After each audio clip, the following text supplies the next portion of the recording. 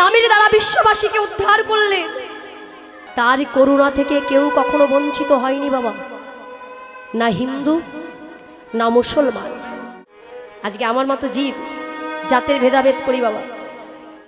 নবদ্বীপের শাসনকর্তা মলয় চাঁদ কাজী পাঠিয়েছিলেন জগাই মাধাইকে, কেন?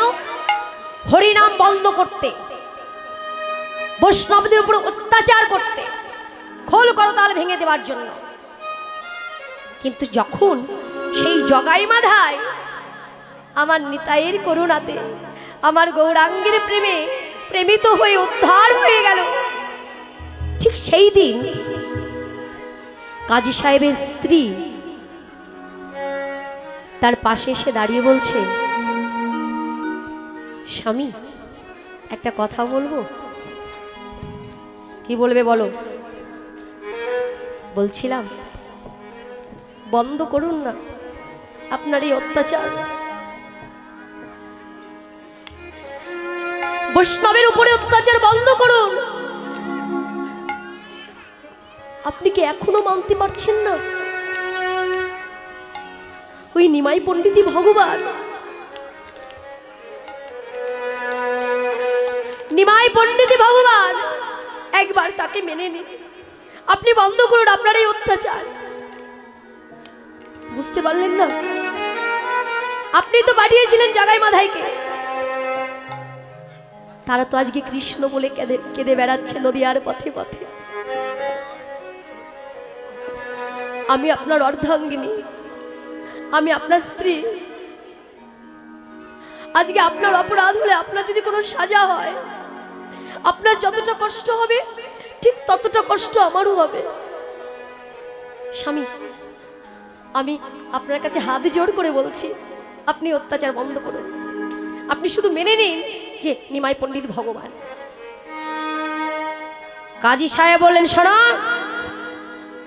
এই নবদ্বীপ আমার কথাই চলে, আমার কথায় ওঠে, আমার কথায় বসে।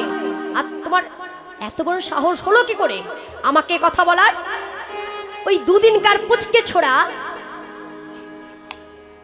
কি বললেন নিমাই পণ্ডিত, তাকে আমি ভগবান বলে মানবো? কখনো নয়, আমি ভগবান নই, আমি ভগবান নই,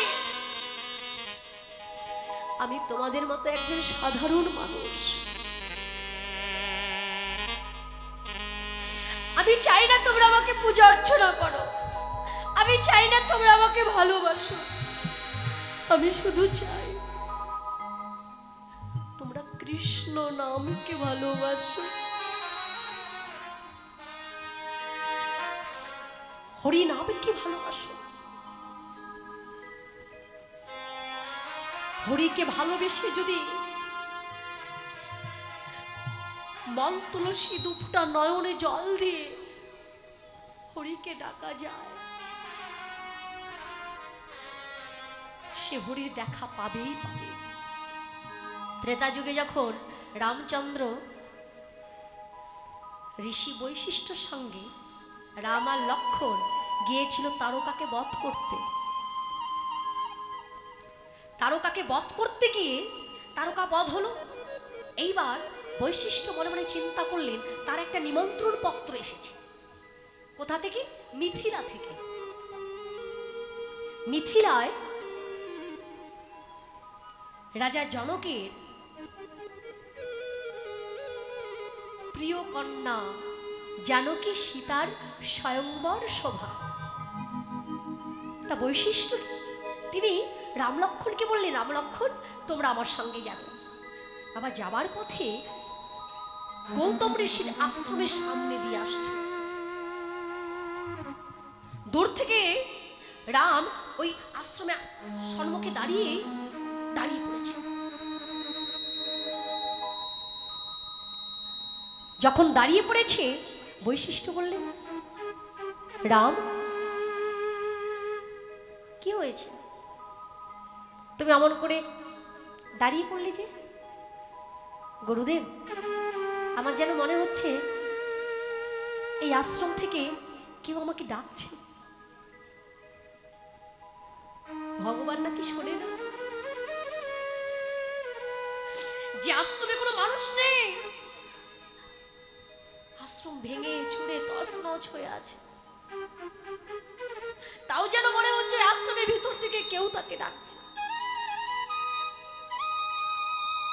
ভোকালটা ঠিক করুন দাদা।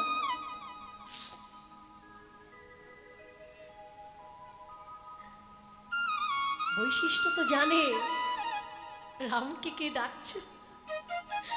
কোন ভক্ত যদি ভগবানকে ডাকে, ভগবানকে না গিয়ে থাকতে পারে। কত যুগ যুগ ধরে একজন ভক্ত পাষাণী হয়ে প্রভুর পথে চেয়ে বসে আছে, আর ওই পাষাণী আর কেউ নয়, গৌতম ঋষির স্ত্রী দেবী অহল্যা। বৈশিষ্ট্য, ঋষি বৈশিষ্ট্য তিনি রামচন্দ্রকে ডেকে বলছে, রাম তুমি একটা কাজ করো, চলো আমার সঙ্গে, আমরা ভেতর থেকে একটু ঘুরে আসি। রামচন্দ্র বলেন, গুরুদেব আমরা অবশ্যই যাবো।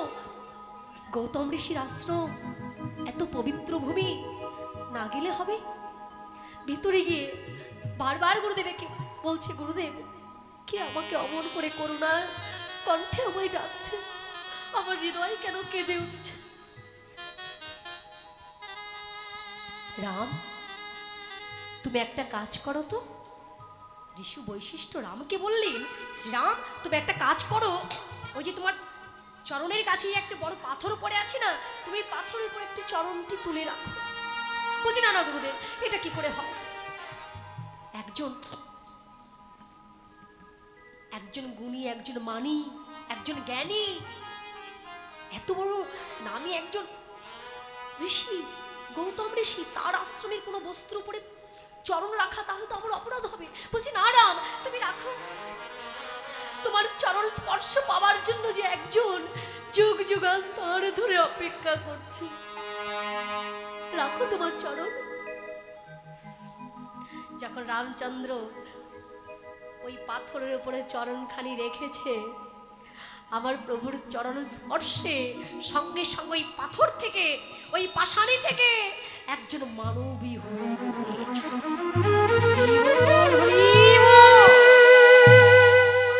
যখন মানবী হয়ে গেল, উনি আর কেউ না,